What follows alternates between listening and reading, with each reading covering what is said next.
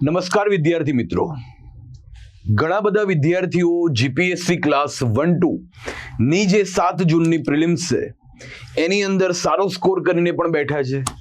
કેટલાકનો score છે એ આપણે જે કટ ઓફનું પ્રેડિક્શન કર્યું એનાથી ઓછો થતો હોય. બીજી બાબત કે જીપીએસસી એ હજી ડીવાયએસઓ, સ્ટેટ ટેક્સ ઇન્સ્પેક્ટર અથવા બીજી કોઈ ભરતી છે ક્યારે લાવવામાં આવશે એની કોઈ જ સ્પષ્ટતા નથી કરી. પણ આ તરફ ગૌણ સેવા પસંદગી મંડળે સીસીની બે ભરતી છે એ ઘોષિત કરી નાખી છે ડેટ સાથે, જેનો પણ આપણે એક વિડીયો છે બનાવ્યો છે, તો એને પણ એક વખત તમે સાંભળી લો. હાલમાં આપણે ચર્ચા કરવા જઈ રહ્યા છીએ કે કોઈ વ્યક્તિ જે જીપીએસસી ની તૈયારી કરે છે, જીપીએસસી નો એસ્પાયરન્ટ છે, એણે સીસી ની તૈયારી છે એ કરતા વખતે શું ધ્યાનમાં રાખવું જોઈએ. ઘણા બધા લોકો મૂંઝવણમાં છે. પહેલા તો મારો આગ્રહ છે કે બધાએ બધી જ પરીક્ષાના ફોર્મ છે એ ભરવા જોઈએ. સીસી નું ફોર્મ છે એ પણ ભરવું જોઈએ. સીસી પાસ કરીને તમે પછી ના જાઓ સરકારમાં તો એ કહેવાશે કે તમે પોતાને પણ એકવાર ચેક કરી, પોતે પણ જોયું કે નહીં હું નીચેની પરીક્ષા તો પાસ કરી લઉં છું. બીજી બાબત કે તમારા પેરેન્ટ્સને પણ તમે કન્વિન્સ કર્યા કે મારો ગોલ છે યુપીએસસી અથવા જીપીએસસી ક્લાસ 1-2, પણ સીસી વગેરેમાં તો હું આરામથી ક્લિયર છે કરી નાખું છું. જેમ કે હું મારું પોતાનું ઉદાહરણ આપું કે હું આ ફિલ્ડમાં આવ્યો 2010માં માત્ર યુપીએસસી કરવા માટે, અને એમાં પણ બે જ ચોઈસ હતી કે આઈએસ અથવા આઈપીએસ, બે જ મળવું જોઈએ. તો પણ મેં જીપીએસસી નું એ વખતે ડીવાયએસઓ ડેપ્યુટી મામલતદાર નું ફોર્મ આવ્યું હતું, એક્ઝામ આપી હતી અને 2012માં રિઝલ્ટ આવ્યું તો એ મેં ક્લિયર પણ કર્યું હતું. એનાથી શું છે કે પોતાનો આત્મવિશ્વાસ પણ વધે છે કે આ પદ ઉપર તો હું પહોંચી જ શકું છું, અને પેરેન્ટ્સને પણ તમે કન્વિન્સ કરો છો કે નહીં હું મહેનત જબરદસ્ત કરી રહ્યો છું પણ મારું લક્ષ્ય છે એ ઊંચું છે. હું પણ પછી ક્યારેય ડીવાયએસઓ ડેપ્યુટી મામલતદાર 2012માં નહોતો ગયો, 2015માં બીજી વાર પાસ કરી હતી, 78મો રેન્ક હતો, એ વખતે પણ નહોતો ગયો. અને મેઇનલી એના લીધે પણ મને એટલો તો ખ્યાલ આવ્યો કે આ જીપીએસસી ક્લાસ 1-2 જ્યારે આવશે, અમારા સમયે 2006 પછી 2014માં જીપીએસસી ક્લાસ 1-2 આવી હતી અને એનું રિઝલ્ટ 2017માં આવ્યું હતું. કોઈ 2007માં 21 વર્ષનો યુવાન છે એ જીપીએસસી ની એક્ઝામ માટે પાસ થઈને અગર ગ્રેજ્યુએશન પતાવીને આવ્યો હોય, એને પહેલી તક 2014માં મળે 7 વર્ષ પછી, અને રિઝલ્ટ આવે બીજા 3 વર્ષ પછી, એટલે કે 10 વર્ષે. એને 21 વર્ષે ફિલ્ડમાં આવ્યો હોય, 31 વર્ષે પહેલી જીપીએસસી 1-2 એને આપવા મળે. તો જે વિદ્યાર્થીઓ 47 નંબરની ભરતી એમાં ઇન્ટરવ્યુમાં પહોંચ્યા હોય અથવા રહી ગયા હોય, 240 નંબરની જીપીએસસી ક્લાસ 1-2 ની ભરતી જેની અંદર હમણાં ઘણા બધા વિદ્યાર્થીઓ 1800માંથી 1100 જે લીધા અને થોડા લોકોને બાદ કર્યા, તો એના કારણે પણ મૂંઝવણમાં હતા. તો એ બધા વિદ્યાર્થીઓ ધરપત રાખવાની છે, બરાબર છે. જીપીએસસી 1-2 ની રાહ જોઈને બેસવું પડે છે. અમારી જનરેશન તો 10-10 વર્ષ બેઠી હતી. તો અહીંયા આગળ ફરીથી જીપીએસસી ની તૈયારી કરી રહ્યા છો અને સીસી આવી છે તો એને વધાવી જ લેવી જોઈએ. પહેલી પરીક્ષા જે હોય એ અંતિમ પરીક્ષા ગણાય, પછી તમે પાસ કરીને ના જાઓ તો એ તમારી પોતાની ચોઈસ છે, પણ તમે એ સાબિત કરીને દેખાડ્યું કે તમે એ એક્ઝામ ક્લિયર કરવા માટે કેપેબલ છો, સક્ષમ છો. હવે જે મૂંઝવણ છે તો એના આપણે જવાબો આપી દઈએ કે હાલમાં તમે જીપીએસસી 1-2 ડીવાયએસઓ એસટીઆઈ અથવા જીપીએસસી ની બીજી પરીક્ષાઓની તૈયારી કરી રહ્યા હો તો યાદ રાખવાનું છે કે સીસી તમારા માટે સ્વર્ણિમ તક છે, ગોલ્ડન ઓપોર્ચ્યુનિટી છે. ઘણા બધાને જોબ સિક્યોરિટીની પણ ઈચ્છા છે. GPSC class 1-2 is for dream, એ સપના માટે છે. CC is for job security, એ સુરક્ષા માટે છે. તો ગોલ્ડન ઓપોર્ચ્યુનિટી પણ એને ગણવામાં આવશે. જીપીએસસી અલગ છે અને સીસી અલગ છે, આવી બધા ચર્ચા કરતા હોય છે, પણ એવું કંઈ જ નથી. આ હકીકત નથી. લગભગ 70 થી 80% બંને પરીક્ષામાં કોમન જ વાંચવાનું છે, અને માત્ર જરૂર શેની છે? એક સારી સ્ટ્રેટેજી એટલે કે રણનીતિની. તો યાદ રાખીએ કે રણનીતિ બનાવીએ એ પહેલા બંનેની અંદર ક્યાં કોઈ વિષયમાં કોઈ ફરક છે.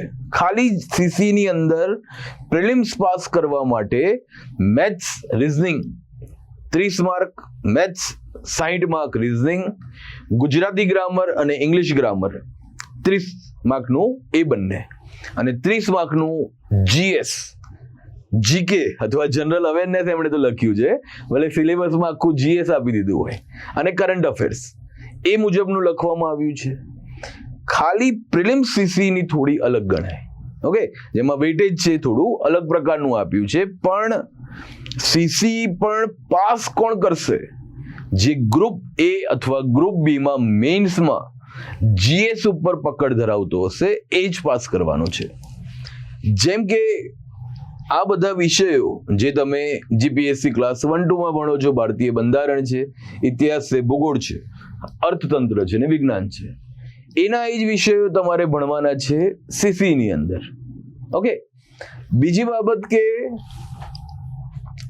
થોડું ખાલી ફરક છે, તો તમે સ્ટ્રેટેજી આ રીતની બનાવી શકો છો કે જેની અંદર તમે જીપીએસસી માટે મોર્નિંગમાં વાંચવાનો સમય રાખો અને કન્સેપ્ટ બેઝ થોડું પ્રિપરેશન કરો. ઓકે, કન્સેપ્ટ છે એના ઉપર ધ્યાન આપો. ઇવનિંગ પડે થોડું બદલી નાખો અને સીસી માટે જે એમસીક્યુ, પીવાયક્યુ અને રિવિઝન છે એના ઉપર કામ કરો. ઓકે, દિવસને અડધા સમયમાં વહેંચી નાખો.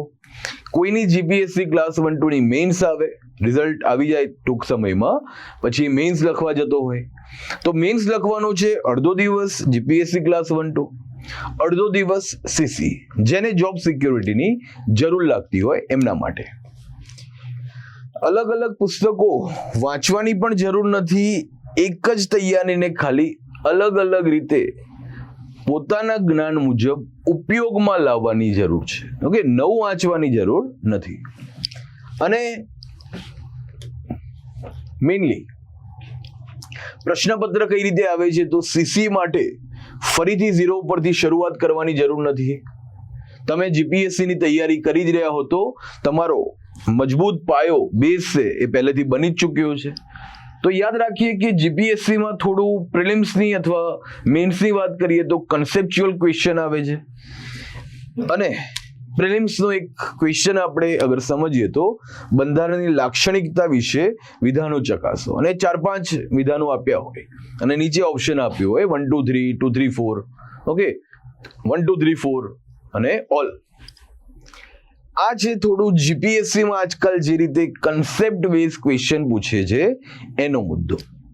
સીસી ની ગ્રુપ બી જે એમસીક્યુ બેઝ છે, ગ્રુપ એ ની આપણે પછી ચર્ચા કરીશું અલગથી, અથવા સીસી ની પ્રિલિમ્સમાં જે જીકે નો ટોપિક છે એની અંદર પ્રશ્ન છે થોડો આ રીતે પૂછે કે ભારતીય બંધારણ ક્યારે અમલમાં આવ્યું.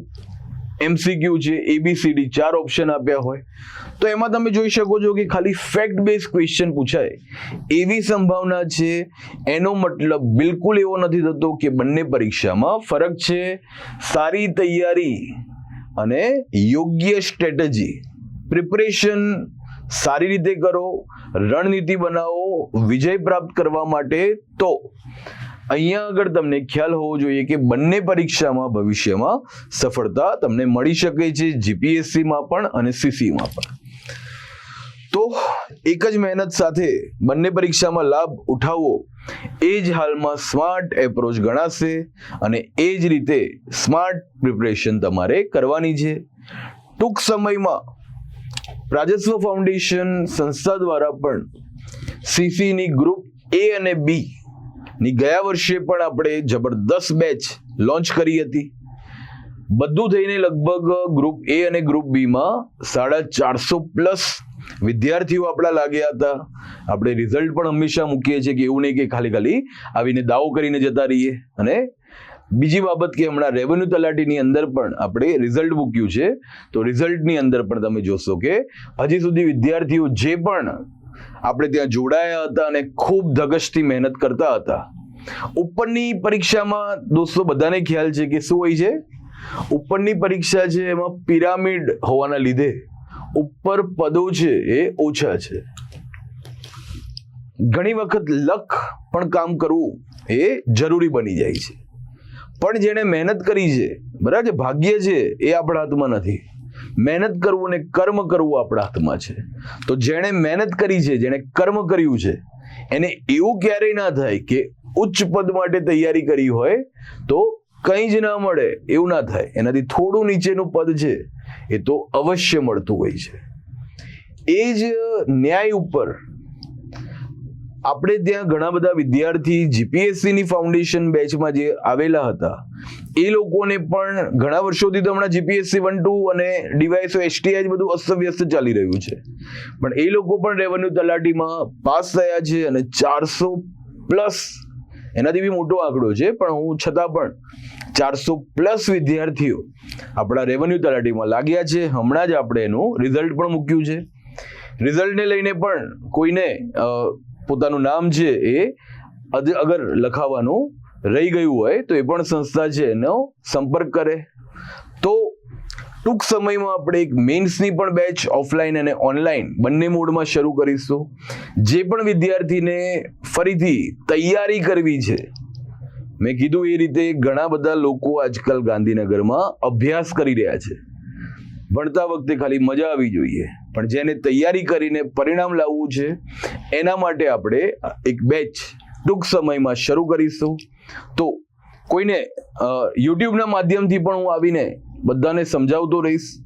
બેચ છે એનું આપણે કોઈ પ્રમોશન કરવા નથી આવ્યા, પણ આ તો પોસ્ટર છે, એ બધાના ધ્યાનમાં રહે એટલે આપણે એની ચર્ચા કરી છે. જય હિન્દ, જય ભારત, જય જય ગરવી ગુજરાત. Thank you.